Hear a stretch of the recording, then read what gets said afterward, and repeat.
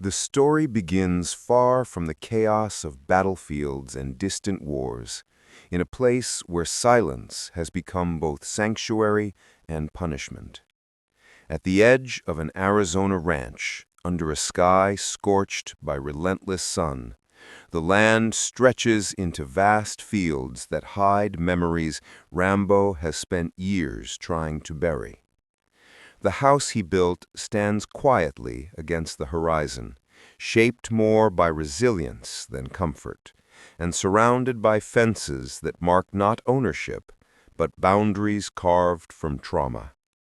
This land is not just a home, it is the last refuge of a man who has spent his life surviving storms the world never fully understood. John Rambo moves through this environment like a ghost returning to familiar ground. His steps are measured, his posture heavy, carrying the weight of invisible wars that still echo in the recesses of his mind. The silence around him is not peaceful, it is reflective, a landscape where every quiet moment invites memories he wishes would fade but never do. Yet he stays, because Gabriella, the young woman he has come to care for like family, brings a sense of purpose he believed was lost forever. Her presence softens the edges of his weary existence, reminding him that even a man shaped by violence can anchor himself to something gentle. The ranch in these early days carries a fragile sense of calm. Horses graze in the distance, dust swirls around wooden posts, and the wind hums across open space, touching everything with a warmth that tries, but fails to mend his broken spirit. Rambo maintains a routine that keeps him from drifting too far into darkness, tending to the animals, repairing fences, watching the horizon as though expecting a threat that might never come. The scars on his hands and the deeper ones etched into his soul remain constant reminders that the world beyond his ranch has a way of clawing its way back, even when he wants nothing more than quiet. Gabriella's presence fills the ranch with a sense of life he has long forgotten. She brings laughter that dances through the old wooden walls and determination that reminds him of the humanity he once fought to protect. Her kindness, courage, and hope for the future create a delicate balance against the shadows of his past. Her search for answers about her family, particularly her desire to find her estranged father, worries Rambo, but he watches silently, knowing that some wounds must be explored before they can truly heal.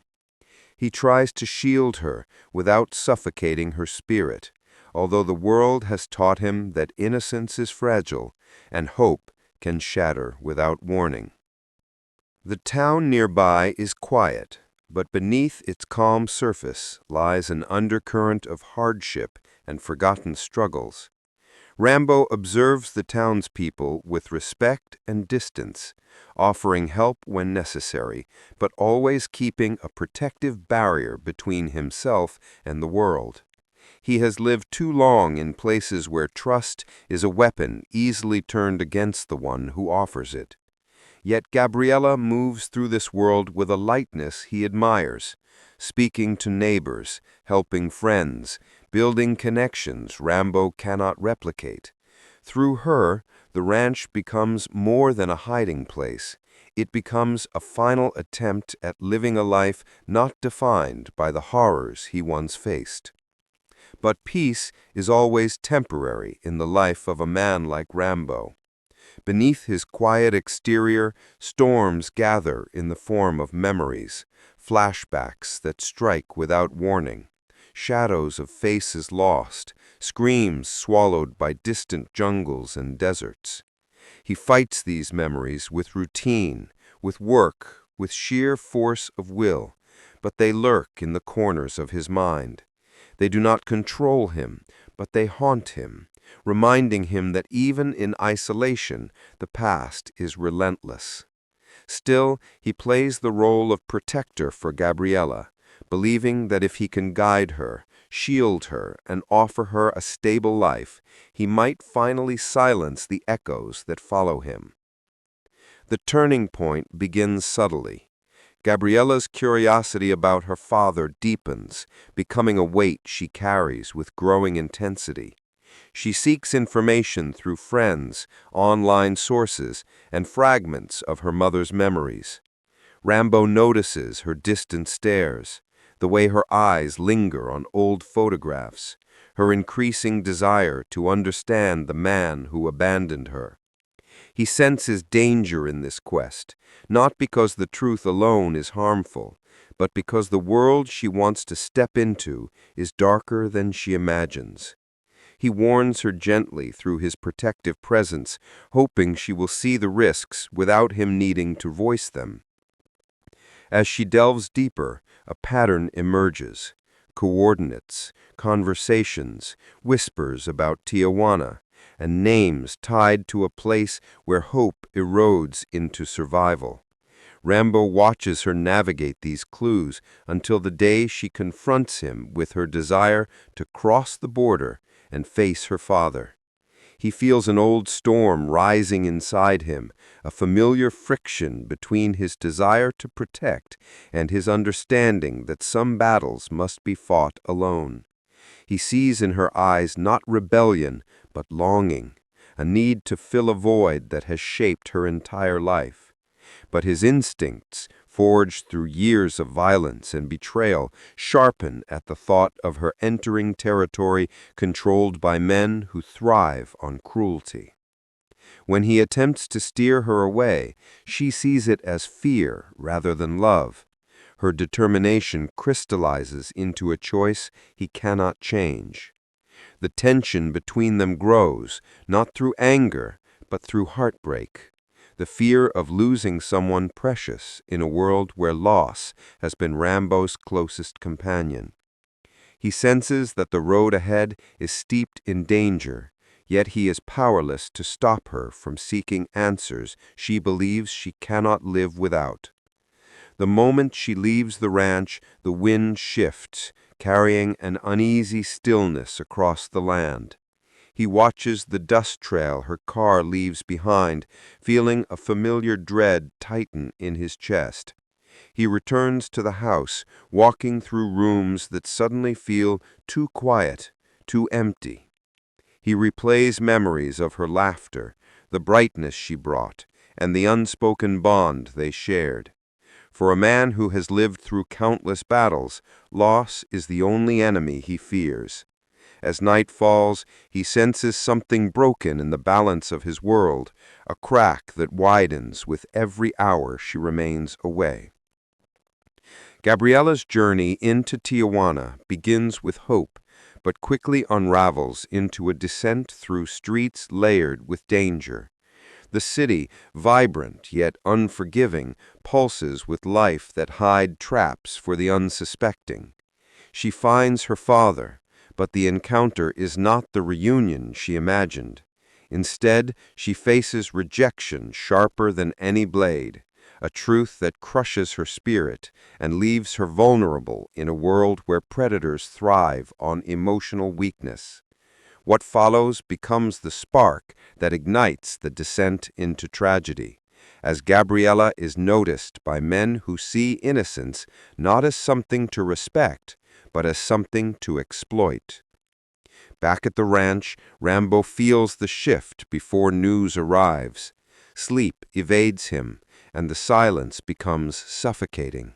He walks the halls, traces the outlines of old photographs, and listens to the whisper of memories that refuse to let him rest. His instincts flare, not memories, but warnings carried from the battlefield to civilian life. The absence of Gabriella gnaws at him until he can no longer pretend her journey is safe. He begins to track her steps, reaching out to the few contacts who owe him favors, piecing together fragments of information until a grim picture forms. Gabriella has vanished into the shadows of a cartel-controlled domain. What follows is not panic, but the quiet ignition of something deeper, an awakening of the warrior dormant within him. He prepares not with haste, but with ritualistic precision. The ranch transforms into a staging ground for a one-man mission fueled by desperation and unwavering resolve. Tools become weapons, maps become battlegrounds. The man who once battled armies now sharpens his focus on a single objective, finding Gabriella before she is lost to the darkness entirely. When Rambo crosses the border, the world shifts. The air grows denser, the streets narrower, the threats more visceral. Every step he takes presses him into a labyrinth where violence is currency and suffering a The deeper he moves into the heart of the conflict, the more the city itself seems to shift around him. Streets he once walked without a second thought now echo with a different energy, an awareness, a quiet tension. People begin watching shadows instead of faces. Conversations drop to whispers when unfamiliar footsteps approach. The criminal syndicate, long accustomed to acting as the unseen rulers of the night, senses something slipping out of their grasp, and that loss of control feeds their growing desperation. But the protagonist is changing too. The clarity that once guided his actions now sharpens into something colder, more resolute. Each confrontation teaches him more about the enemy's structure, its fractures, its fears. He realizes the syndicate's greatest strength was never its manpower or its reach. It was the belief that no one would ever dare challenge them. By simple refusing to bow, he has already shifted the balance. Still, the path he follows becomes increasingly dangerous. The syndicate deploys hunters skilled in tracking, operatives known for their ruthlessness and precision. These are not street thugs, conditioned to eliminate threats without hesitation. The protagonist knows this, yet instead of retreating, he studies them, how they communicate, how they move, where they make mistakes. Their pursuit becomes another battlefield, one he manipulates with patience and insight. Soon he begins to understand something deeper. The syndicate's power is built on illusion. Fear is its currency and obedience its foundation. Break either one and the entire structure begins to shake. So he stops fighting them solely in physical spaces and starts dismantling the psychological empire they've built. He frees people they've extorted, exposes their hidden deals, sabotages their alliances in ways that force their partners to reconsider loyalty. Every strike makes the syndicate lash out harder, revealing cracks in their unity. And with each move he makes, the whispers in the city grow sharper. Some call him a ghost, others a myth shaped by desperation. But myths carry weight, more than any blade or bullet ever could.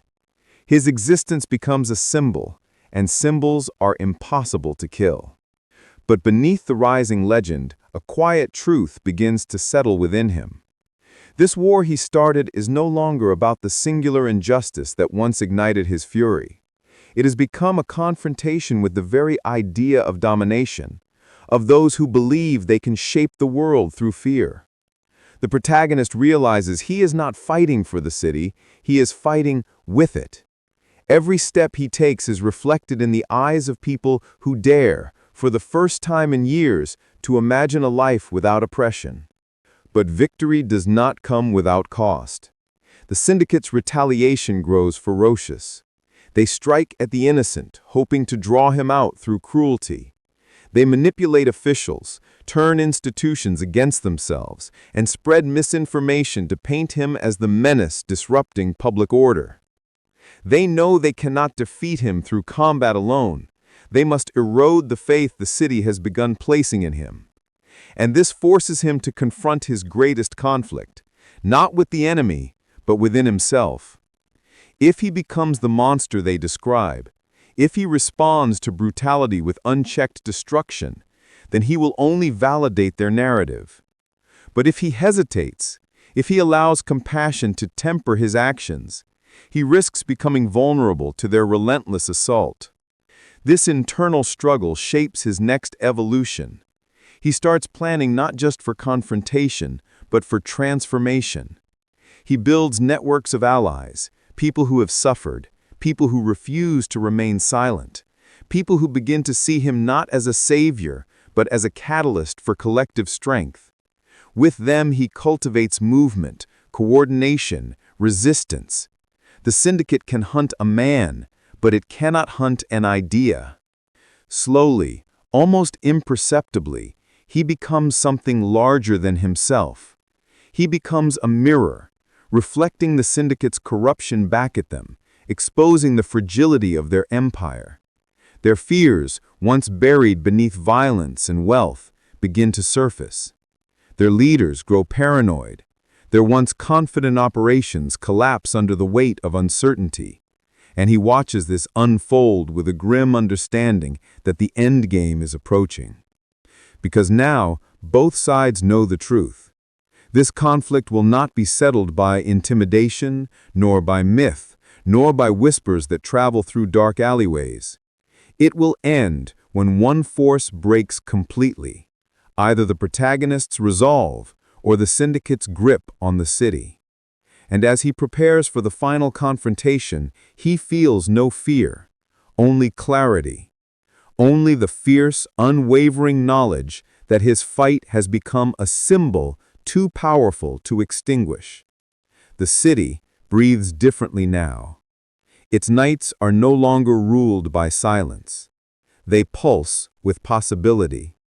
And he knows, finally, that everything he has done, every sacrifice, every battle, has led to this moment where the balance of power tilts and does not tilt back.